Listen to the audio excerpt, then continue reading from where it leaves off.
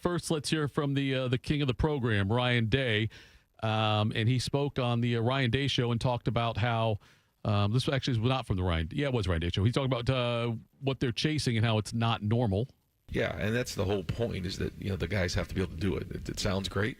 A lot of coaches want to do that, but it comes down to the players and the coaches being able to then take the message and put it on the field. And, what we're chasing is not normal. If we're acting normal like everybody else, then something's wrong. I mean, this is something that, you just have to chase. And when you come watch practice, I mean, it should look like the best practice in the country. If we want to be the best team, and each position is the same way, each coach. I feel like when I'm out there, coaching and someone comes to watch practice, they should go watch the best coach in America, the best, three technique in the country, the best slot receiver. Like, that's our job every day, and we have to have that approach. It's amazing, Bob, how much I feel like Ohio State's just chasing Ohio State this year.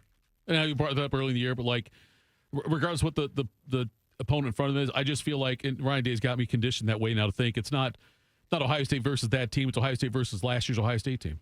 Yeah, it's Ohio State versus Ohio State's team last week. Yeah. And that's how they look at it. It's amazing the intensity that Ryan coaches with.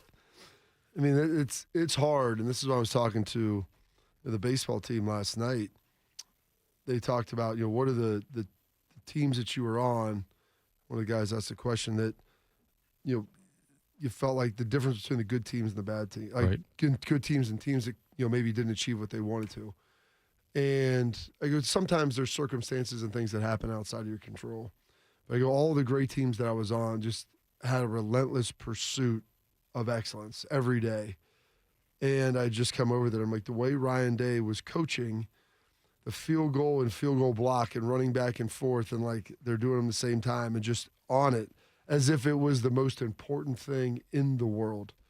And a lot of times, like on Saturday or on Thursdays, you're in shells, like it's not a full speed look, but making sure that everybody's taking the right steps and it's all locked in, knowing that there may have to be a point in a game where a field goal, just like last year at the end of the season, may determine the difference in the outcome. I think that's my biggest concern about this team right now. If the game comes down to a field, then I'm saying he can't make it. I'm saying I'm not confident in our kicking game. I'm saying I'm not confident in our kicking game. No, but I'm saying I think it's the one thing that would make me pause for a moment if it came down to that, just because I haven't seen enough of it this year, because how damn good this offense has been, Well, they kicked a couple against Illinois, and I think they kicked them just to kick them sometimes. You need to get some reps at it, help develop it. I mean, it's tough. What do you want to do, score less touchdowns? Yeah, let's do that.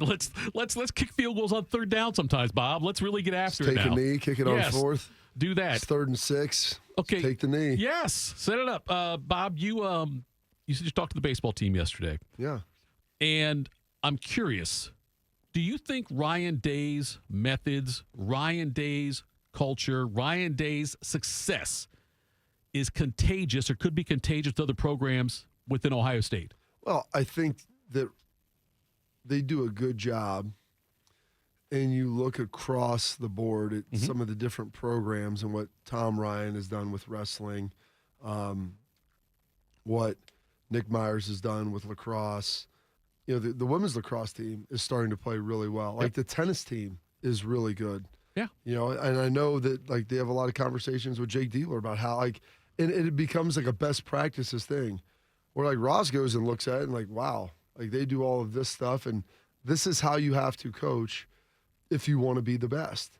And like Ryan said, I should be the best head coach in the country out there. I should be coaching the best wide receivers coach in the country, the best linebackers coach, you should be coaching the best players and trying to get the very best out of them and have the expectation that they are going to be the best, because that's how you get to be a national champion. And so, like, that relentless pursuit done in a respectful way is what allows you to continue to improve even when you're winning. Because you're not concerned with the team you're playing. You're concerned with how good you are. And am I the very best that I did today? Did I squeeze all the blood from the rock that I could? Earl Bruce had to follow Woody Hayes. And Let me tell you something, buddy. Then Cooper follows Earl Bruce. Tressel restores some stuff to the program that may have been lost in the Cooper era. And then you had the year Fickle, then you had Urban, and now you've got Ryan Day. And I'm going to ask this question, Bob, and I don't know if there's a right answer for it because we can't quantify it, which makes it a great question. Is Ryan Day the most important football coach at Ohio State since Woody Hayes? Well, he's the current one, so I would say that makes it yes, because he's in the present time. I mean, Tress did great things. To quote Natasha Bedingfield, the rest is still unwritten. I'm just saying, the influence he has, though. Well, he has the opportunity, like Tress before him, who got really close, played for a couple of their national championships. Urban had a couple other national championship teams, went to the playoff. Mm-hmm. Ryan kind of did it inversely, where those guys won early in their career. Ryan had some shortcomings early on in his career. Right. And then ultimately won one, and now you feel like he's kind of built a juggernaut a little bit, at least over these next 2 seasons, and he has the ability to do something that no one else other than Woody Hayes has done in Ohio State history, which is win multiple national championships. And so the fact that is the present situation that you're dealing with, then yes, I would say that he has that opportunity. I just look at Tressel obviously had to overcome some things as well, overcome the struggles the last couple of years of the Cooper teams, and to restore the faith in the Buckeye fans in the Michigan what's rivalry. Crazy is you say the last couple of years. I mean, in 1999, they were ranked 5th. Right. Like 4 or 5 games into the season. Yeah. And they got smoked by Minnesota and Ron Johnson. I was at that game. My daughter goes, "Why did you go to Ohio State?" And I started talking. She goes, "They weren't even very good when you went there." And I'm like, "Well, we did win a national championship." This is literally a conversation I had with her last night. I go, "Well, we did win a national championship my first year." So, I mean, she's like, "But they weren't good the year before." I'm like, I guess it's just the belief that in the coach that you had and the recruiting class that we were coming in with, the players that were there, and I think there was some, the system, there was a lot of things that you had to believe in. But, in 1998, that was maybe the best team in Ohio State history. Could have been, yeah. I mean, you could make that argument on a talent-wise Yeah. perspective of how good they were and who the guys they had out there. You could maybe make the argument maybe about the 95 and 96 squads as well. 95, it was damn good. There was some saying, there were some great teams, and then, you get the doors blown off by Minnesota, and next thing you know, you're losing to South Carolina in a bowl game, and then you're bringing in Tress. That was probably the biggest thing. That's the thing about college football. You had no idea. One day, today, Bodie, apparently, you're drinking the wine. The next day, you're picking the grapes. I was gonna say, I'd look at your daughter, Bob, and say, "We weren't very good. Look around. Take a look around the rest of the sport." Well, and that was the thing. I'm like, I always thought Notre Dame wasn't very good then. I'm like, Georgia Tech was okay. Like, I wanted to go to a school that had good academics and things too. Penn State wasn't great. It was really far away, terrible drive. Like Stanford, it was across the country. I mean, I literally had the 3-coach banger at Notre Dame, where it was Bob Davie, O'Leary, and then Willingham, who was recruiting me at Stanford like 2 weeks before, was like, "Hey, you remember you got like this over there? How about you come like this at Notre Dame now?" I'm like, I'm just going to pass on this because I'm not saying you're not a good coach, but I don't know exactly what's going on there right now. Surprised he recruited in the first place, Bob. I think that was his downfall. Like I look at Bob, I think Tressel's biggest thing he had to overcome was he needed to restore the importance of the Michigan game and Ohio State's ability to win that game. Restore the order, the new world order. So I think that's the biggest hurdle Tressel had, as far as that goes, right? 312 days. Yeah, 300, was that the number 312? I think so. I can't remember what the number was. Most especially in 312. I insulted him, by the way, because I asked if he gave that speech at St. John Arena. He said, "How old do you think I am?" It was at the shot. And I said, I get my, Bob, I got hired 2000. I understand 2001. that. I understand that, Bob. I got the years mixed up. In 98. But that was after you called me Ice. So we're not, I had all right, confusion happens everywhere. It does. But, Ryan Day he came in after the urban expectations where he had said it. He also dealt with things like COVID, the ever-changing landscape in college football. Ryan has had more to deal with over the first 5 years of his career than any. And that you could say that goes for a lot of coaches that were coaching during COVID, but taking over a job and then the next year, everything getting dumped on its head. Yeah. Here's Ryan Day talking about receivers that they have to learn to be double-teamed. once you have somebody like Carnell on the other side, it takes a lot of pressure off of Jeremiah. And so you saw that in the game. You saw sometimes they were rolling the coverage to one side over the other, but they couldn't just pick one, and I think that's a credit to Carnell and how he's playing, because to me, Carnell's playing as good as anybody in the country at wide receiver right now. And so you got to pick your poison. And so now, you cloud over there with Carnell, and that opens up Jeremiah over here and allowed him to hit that long one the other day, which is not something that, he always gets the opportunity to do. And then the other option is you cloud both sides and cover two, and now you got to run the ball. You got to get the ball down the middle of the field. I mean, it's not that easy, but it is simple. And they all have to understand how they fit into the team and how much their teammates matter to them, because it's easy to get frustrated, like you said, when you're getting, a lot of attention to your side, and they're sort of saying, okay, what's the first thing we need to do? We're going to take away number so-and-so. And if that's what somebody wants to do, well, then the rest of the guys have to step up, and that's why we're always looking for balance. I got to believe, Bob. He says, and that's a classic line that one of my coaches in the NFL would always say, it's simple, but it's just not that easy. Right. I can tell you what to do. They're going to cloud it when we got to attack the middle, run the ball. Okay, that's the answer, but you still got to go out there and execute and be able to do it.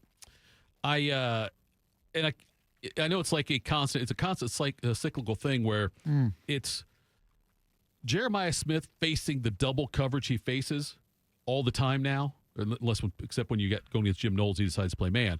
But God bless him. It sets him up for the NFL even better. Shiloh always let me win. Bless his heart. Most of the time, he let me win. But doesn't it, Bob? Isn't something like that they're going to help Jeremiah Smith in his development? Always having to deal with that when he gets to the next level. All that's what the great receivers see. I mean, you're going to see clouded coverage, rolled coverage, cut coverage, the safety coming over, like in doubling. I mean, pure doubles. Like, you're going to see those things. You're big, you're fast. It forces you to run through press, get vertical, make certain that you're pressing guys' leverage, and there's going to be opportunities for you to win. But it teaches you psychologically how to handle that, where you may work your butt off for 30 pass plays, right? And the ball is only going to come to you 5 or 6. Yeah. And when it comes, you got to catch it. Right. Because those may be the ones where you weren't doubled, or those might be the ones where you were and somehow you beat it because the guy did a poor job. So those things are all there, but it just teaches you the psychological patience of understanding, like, hey, I'm not the read on this one. So I got to go win. I got to play as hard as I can, but understanding, like, the likelihood of me getting the ball here is pretty slim. Let's hear Shady. Slim Shady. It's a good one, yes. Here was Max Klare talking. Max Klare. I didn't realize that he had a younger brother that plays for Purdue. Yes, I didn't know that either. But anyway, how he said how looking at last year's Purdue team is useless because of all the turnover. We haven't looked at that at all. A lot of new faces, pretty much a 90% turnover or whatever it was. So we actually watched a decent amount of them when we played Washington, because obviously the D coordinator there was my head coach last year. So, but yeah, this year, not at all from last year. So, yeah, I don't know. I imagine watching the tape, certainly you need to watch more of a coaching tendencies if the coaching staff. So there's two things. You watch the coaches for the tendencies. You watch the players for, like, their idiosyncrasies of how they play, what they're good at and what they're not. And so that's what you have to kind of bifurcate that and figure out, okay, this is the general overall scheme. Now, these are the guys that I'll be going against, and these are the guys that are good or bad at A or B. And that's what you kind of got to try to blend them and understand, like, well, the coach ran this prior, and this is what they're doing a lot of this year. This is what these guys appear to be good at, so they'll probably do a little bit more of this and play into their strengths if the coach is moderately competent. Chat's on fire after I asked about my opinion. A lot of people are saying that either Urban or Tress over Ryan Day as far as important coaches in Ohio State history. Tress for what he did. They brought up the Michigan speech here at the going 9-1 was a big deal. Yes, and how Urban came in. I'll say that, like, there have been very few schools. There are only 2 others to my knowledge: LSU and Miami, that had 3 consecutive coaches win national championships. And so I always say that speaks to the quality of the program. Right. I mean, Earl had a chance to do it his first year. Coop had a couple of chances to do it. Right. You can get close, but you got to find a way to kick the door in. And so that marries together building programs, recruiting, and then also being able to coach in talent-equated games. Most people in chat, by the way, are saying he's got to beat Michigan this year like they really need to get the win against Michigan. But anyway, and by the way, it's just so you guys know, and I don't know if you guys tell me how surprised you are by this. I just got a text from Your Highness, so he doesn't even have to get up early to be on our show, and he's up listening. Maybe he hasn't gone to bed yet. That's a good. Okay, there's your poll question, Bodie. Has Your Highness gone to bed yet? That's the question we need to ask people if they think Your Highness. How many other shows would read that and be like, what are they That's okay. That's about? fine. That'd be the best part. Have a link to his YouTube page. Yes, I don't know if we can do I think Bo would appreciate that. That should be our poll question, and I'll find out. I think on I that saw one. Rothman in the background of one of his videos. Yeah, see, that's quite possible.